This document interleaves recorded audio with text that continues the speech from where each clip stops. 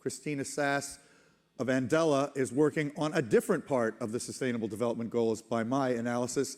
I'll let her explain what that is, but Christina. Thanks, David.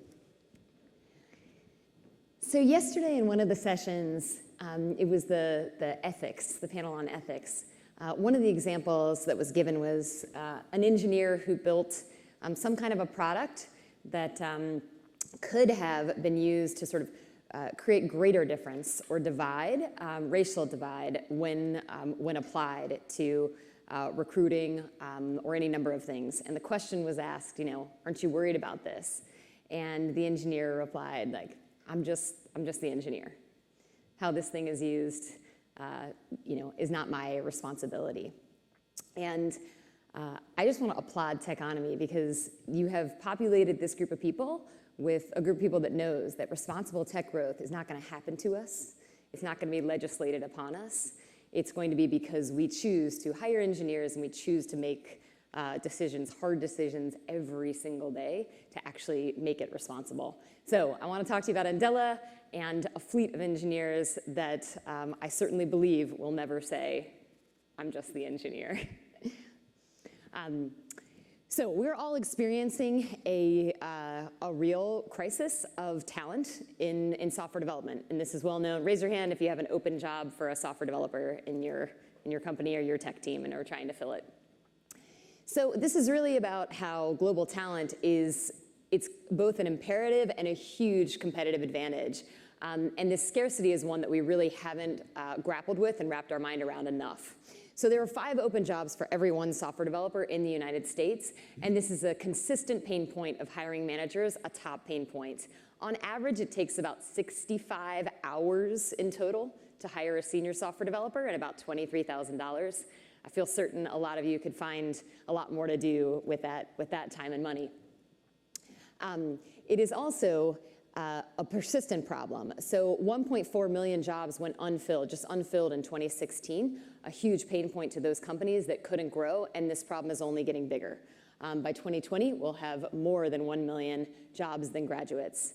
The good news is software developers already want to be working in a distributed fashion. We've seen a 200% increase in about the last 10 years, and 53% of software developers say that this is their top priority. In hiring, it's a lot of the reasons why.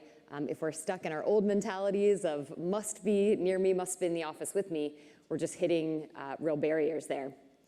So we experience a shortage here in the United States. There's about 3 million software developers in the United States, and meanwhile, there's 21 million developers out there in the rest of the world. And while this is fairly obvious, I'm going to say it and keep saying it again and again. The fastest way to make sure that only one demographic uses your product is to have only one demographic build it. You got to have global mindsets and people with different life experiences actually building that thing. We see a lot of VPs of engineering and CTOs that for whatever reason still believe that they're going to be able to find more senior talent than they currently have, or that the rates, the pain points to hiring them are going to change, and that they're going to be able to find even more diverse talent. And this is just like we are not connecting the two sides of our brain. There just isn't enough of that talent anyway. So I joke around with our VPs of engineering and say, I know you believe you're going to find that basement full of like female Cameroonian developers like in your exact tech stack, and they love your product, and they're going to work for exactly your salary levels and bring all of their friends. This is not going to happen. That increase by 2020, if we took all of the computer science degree program grads in the United States or across North America and engineering degree grads, and then looked within that pool for diverse candidates, we will not even approach the quotas that companies have put out there that they're going to meet in the coming years. So if we want to really be competitive in the global talent race, we're going to have to work in a different way. So Andela, my company Andela, looked specifically at one part of the world, which is the continent of Africa. And I kind of want to retitle this slide, Everything You Know About Africa is Wrong. But just take it in, because the numbers are pretty staggering.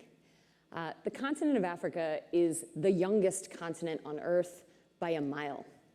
And I wanted to get these stats right, so I wrote them down, forgive me. But unlike the rest of the world's population, Africa will continue to get younger.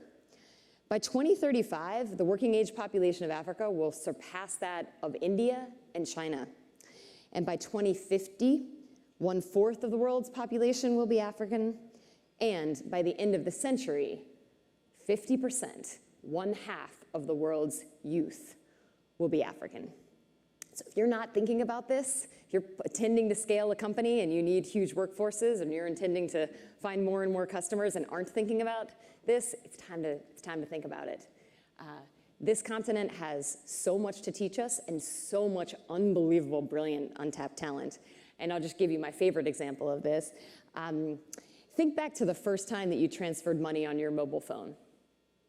What year was it? It was exciting. You downloaded some sort of app and you're like, this is cool. I get to send this money to this person right away. So can you picture the Maasai tribe? They're sort of tall and strikingly beautiful. They wear like the red plaid. If you're a Black Panther fan in Wakanda, they're the Royal Guard, is the Maasai tribe. The Maasai tribe has been transferring money on their mobile phones since 2007. Since 2007. So Nairobi it's the birthplace of mobile money. So many of the innovations that we see coming out of there are reverse teaching us how to do this. And so we looked at this global talent shortage and said the internet is now strong enough and dependable enough that we can find absolute top global talent and share it with the rest of the world. And thus we launched Andela in 2014. Andela's mission is to advance human potential by powering today's teams and investing in tomorrow's leaders. And hold on to this idea of human potential. I'm going to come back to it at the end. So what we do is we are highly selective, not about a person's resume necessarily or their pedigree, but what we know now makes a great software developer by nature of, for 4.5 years, monitoring and evaluate who does well once we place them on partners. So we look for a background in computer science, but also for extremely high social and emotional intelligence and grit and persistence and values alignment. And we've developed our own system for screening talent. We've had over 100,000 applications for our 1,000 software developers to date and have learned a great deal about what makes an excellent software developer. We then spend 7 months with them on in-depth training that's actually split almost 50-50 between the tech stacks that we specialize in and team skills or soft skills. I'll come back to this, but in a distributed world where you're really maximizing global talent, you have to get excellent at working in a distributed fashion, and the team skills, the people skills that we all know are important, they're disproportionately important when you work in a distributed fashion. So we focus on that and like master's level coaching for about 7 months. And then we have our developers, they go to one of our offices in Lagos, Nairobi, Kampala, and soon Kigali in Rwanda. And they work there remotely in a distributed fashion for growing companies all over the world through a vendor contract. So they are a full-time integrated employee of Andela. They remain on our payroll, but they're a full-time employee of growing tech teams. We place teams in pods and embed them, really. We do 2-week trips to really solidify the relationship at the beginning of a partner engagement, and then they work the rest of the year from one of our offices. On average, our software developers are with us for about 4 years, and then we are working with them on what their next step is to really harness all of their potential to reinvest it in their home communities. So, as I mentioned, we firmly believe that you cannot just work in the same way that you've worked and do that from a different location, and that's great distributed work. There's a whole slew of tools and services and also skill sets to be a great distributed team, and you can see some of them here. The Andelans are obsessed with 2 of these in particular, Slack and Trello. When you have a second, Google Andela, Slack, and Trello, and you'll see a rap song that our team created that's a mock of Black and Yellow, the Slack, the rap song. But anyway, we live by these tools, and they're necessary, and they are enabling a truly distributed workforce. Here's 3 things that we've learned that I just wanted to share about a really remote-first culture. One is hire for emotional intelligence. So we kind of have developed this thing that's slowly changing. There's this idea that your software developers are like moody and they sit in a back corner and they're strongly opinionated and they wear big headphones. We don't think that makes a great software developer. We think a great software developer, when you show them a new feature, says, you hesitated. What did you not like? What can be better? What can be improved upon about this feature? That makes a great, great software developer. And you can absolutely screen for this in, while you're recruiting. You must build a culture of trust, and you can do that over video, but it does require some intentionality.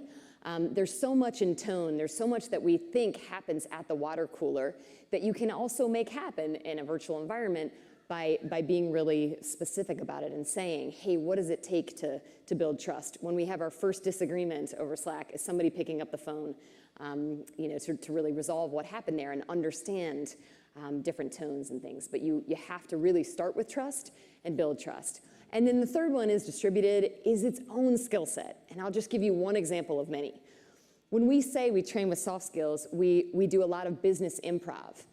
And we'll say, hey, you're about to orient to a new team in a distributed fashion. Are you prepared for that first call? Are you speaking on that call? Are you introducing yourself? If so, have you practiced? Have you set up your computer 10 minutes in advance and turn off everything else? Are you making sure you're not backlit? Are you looking into the camera as opposed to looking into the screen? And are you sure that the tools that you're using are aligned with everyone else? That level of granularity needs to be done over and over again until it is just simply habit. And if you do that, you can build a phenomenal distributed culture that allows you to maximize all of this global talent. And we truly believe and see every day that co-location does not have an impact on effectiveness. You can be extremely effective. So I've told you this great story about Andela.